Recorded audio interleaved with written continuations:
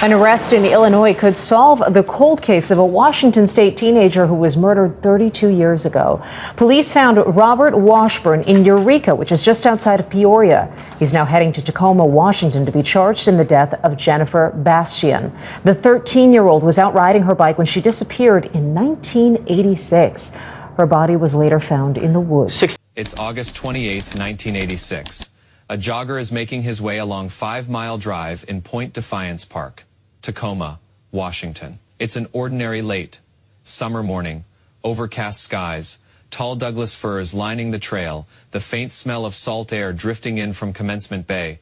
He slows down. Something is off. There's a smell coming from the brush just off the path. He doesn't understand it at first, and then he does. He calls 911. What officers find in that dense undergrowth will shatter an entire community and begin one of the longest, most haunting cold cases in Washington state history. 24 days earlier, a 13-year-old girl rode her bicycle into this park. She had left a note on the kitchen counter for her dad. She said she would be home by 6:30. She was never seen alive again. Her name was Jennifer Bastian, and this is the full story of what happened to her from the afternoon she disappeared, to the 3 decades of dead ends, to the forensic breakthrough that finally brought a killer to justice. Because here is what makes this case unlike almost anything else I've ever covered. The man who murdered Jennifer had been talking to the police the entire time. Before we go any further, if you're new here, this is exactly the kind of content I make: cold cases. Real ones, the ones that haunted communities for decades, the forensics, the investigative failures, and the breakthroughs that finally brought answers. If that's what you're here for, hit subscribe. There is a follow-up to this very case that you'll want to see the moment it goes live. Now, let's go back to Tacoma. Jennifer Marie Bastian was born on April 15, 1973, in Cook County, Illinois. By the summer of 1986, she was 13 years old, just finishing 7th grade, living with her parents, Patty and Ralph, and her older sister Teresa on North Winifred Street in Tacoma, Washington.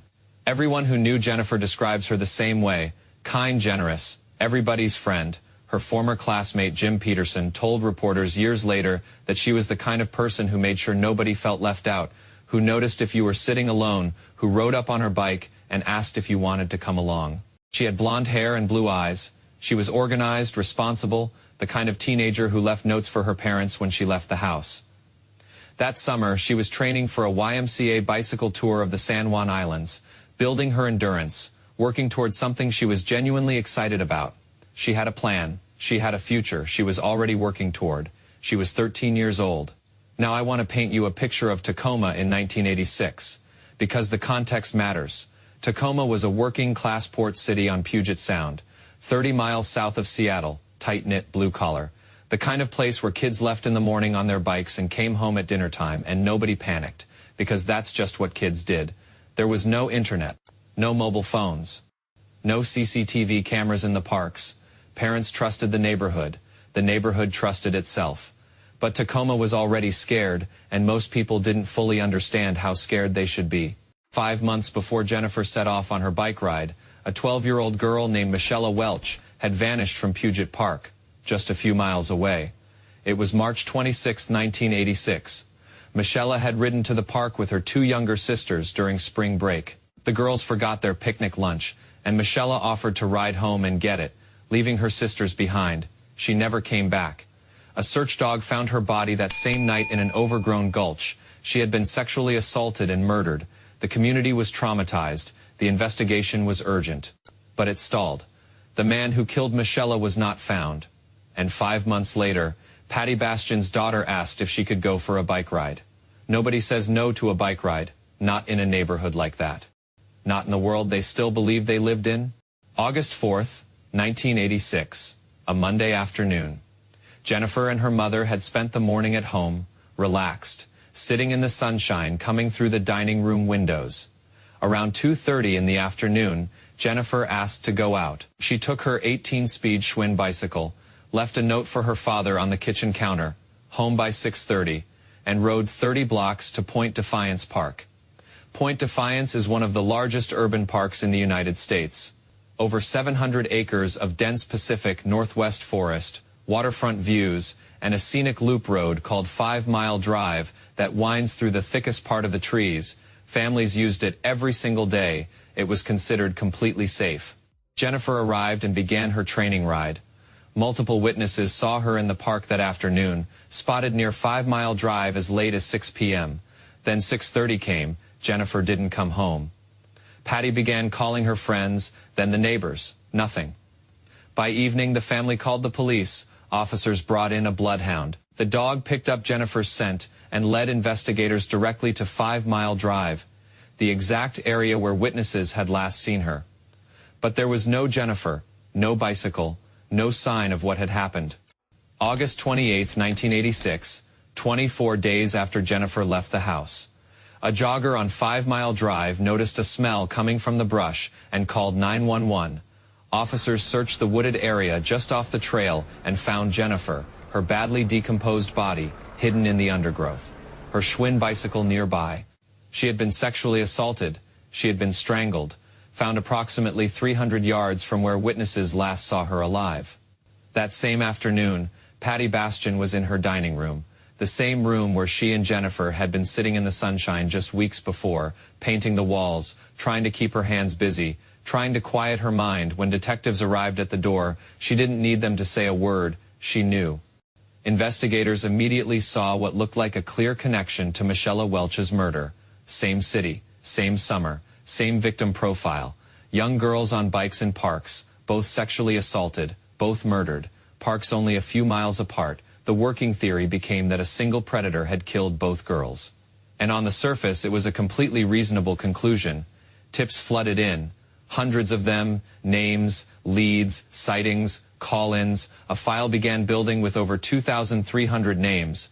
One early person of interest, a man found living in a van in the car park at Point Defiance Park, was looked at seriously. His DNA didn't match the evidence in Michelle's case. He was cleared. But here is the structural problem that would cost this investigation nearly 30 years. In 1986, there was no DNA evidence from Jennifer's case. Her body had been too badly decomposed. The only forensic DNA available came from Michelle Welch's crime scene. So every suspect cleared in Michelle's case was automatically cleared in Jennifer's case. Investigators were hunting one killer using one profile, but there were two killers, and they wouldn't know that for another 27 years. In 2008, a new cold case unit pulled both files and noticed that two other young women, Kimberly Payne and Denise Salih, had also been sexually assaulted and murdered in Tacoma in 1986. 4 cases. Same year, same part of the city. Investigators looked seriously at whether one perpetrator was responsible for all 4. One name emerged, Timothy Ray Burkhart, a suspect in other crimes from 2001. His DNA matched Kimberly and Denise. For a brief moment, investigators believed they had their man. But his DNA did not match Michelle's case. And there was still nothing from Jennifer's, and then the investigation hit a wall it could never climb. Burkhart had died by suicide before he could ever be charged. 2 victims had a name. Jennifer's case remained open. Now I want to introduce you to a name that had been in this case file since the very beginning. Robert Dwayne Washburn. In May 1986, 3 months before Jennifer Bastian was murdered, Washburn called the Tacoma Police Department. He said he had been jogging in Point Defiance Park and had spotted a man who matched the description of Michelle Welch's killer. Police took his name, thanked him for the tip, and added it to the file. In December 1986, 4 months after Jennifer's body was found, investigators spoke to him again. Washburn told them he jogged at Point Defiance Park almost twice a day. He told them he was in the park around the time Jennifer disappeared, and then he said something else. He told them he had noticed a foul smell off 5 Mile Drive. Let that sit for a moment. He was a near daily jogger at the park where Jennifer was abducted and killed. He lived 2 miles from that park, and a few blocks from the Bastian family home on North Winifred Street. He had inserted himself into the investigation of Michelle's murder, which happened 5 months before Jennifer's death. He was in the park on the day Jennifer vanished, and he specifically mentioned a smell in the precise area where her body was later found. In 1986, without DNA from Jennifer's case, there was nothing to hold against him. No criminal record, cooperative. He was logged as a witness and walked away. Jump forward to 2013.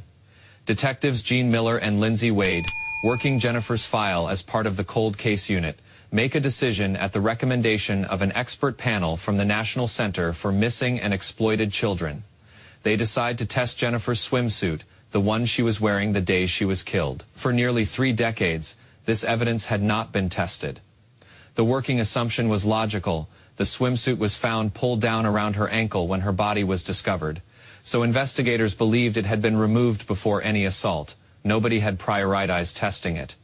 That assumption was wrong. In November 2013, the Washington State Patrol Crime Lab found male DNA on the swimsuit, and then came the moment that shattered the entire foundation of the investigation.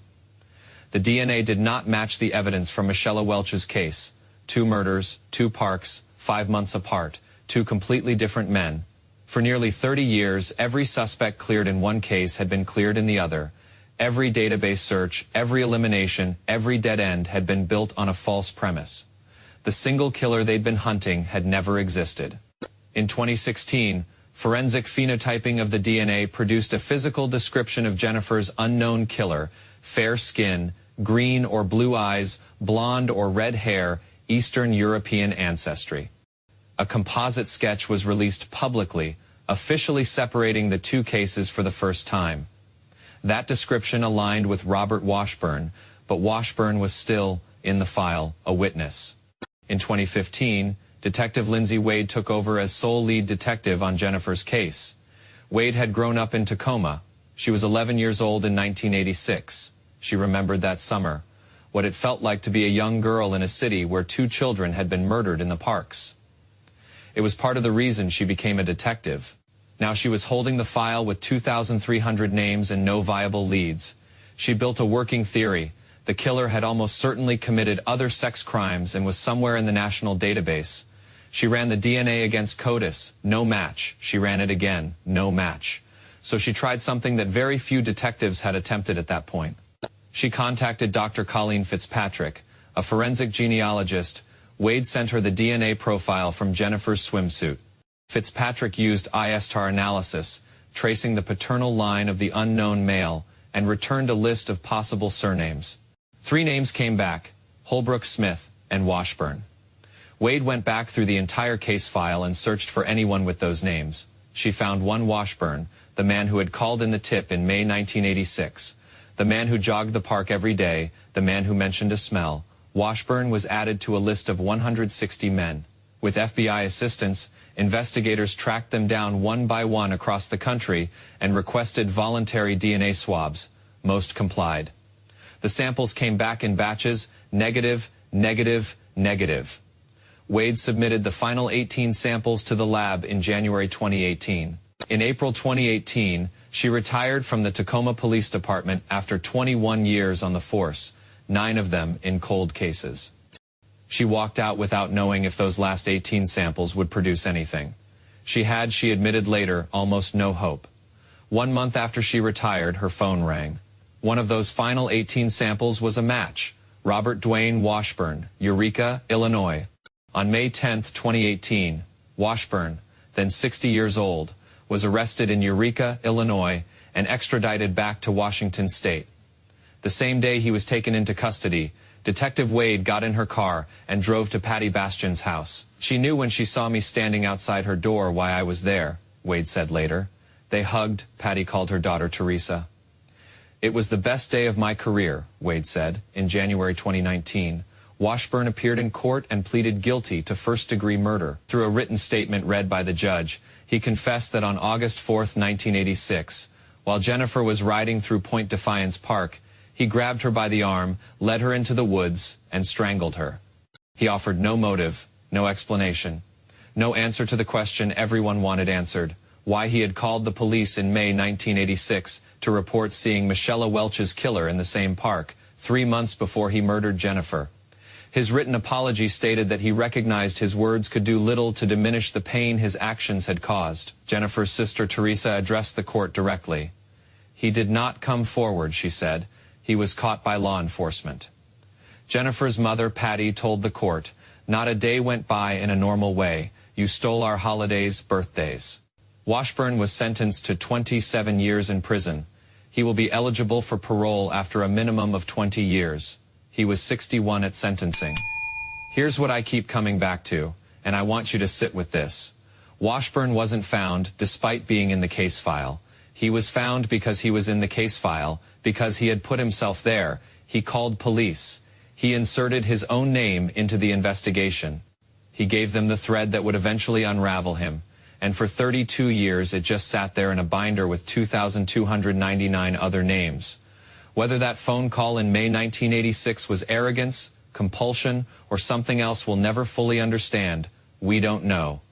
Washburn has never explained it. But the fact remains, he contacted a police department investigating a murder in the same park where, 3 months later, he would commit one of his own.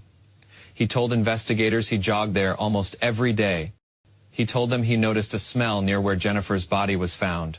And then he moved to Illinois and lived a free life for 32 years.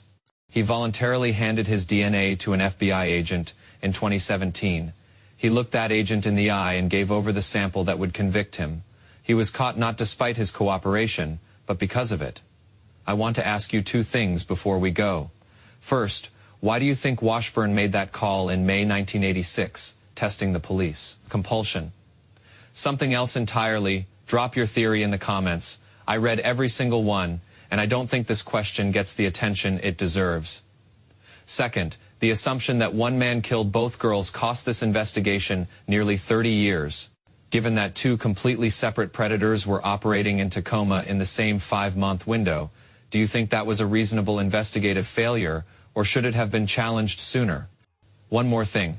Michelle Welch's killer, Gary Hartman, was arrested just 5 weeks after Washburn, in June 2018. His case was cracked using a different forensic genealogy method.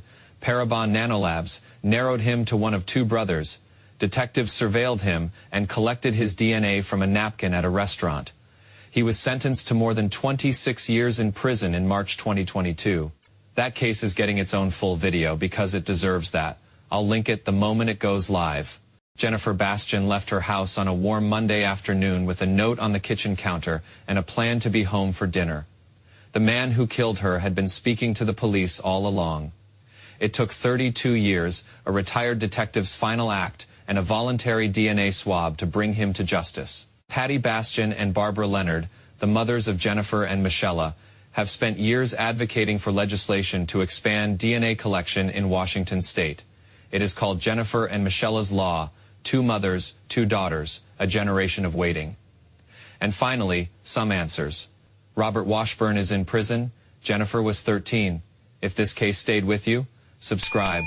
There are dozens more like this one, and every single one of them deserves to be told in full. The Michelle Welch video is next. Same summer, same city, a different killer, and a story just as extraordinary. It is linked on screen right now. Thank you for watching.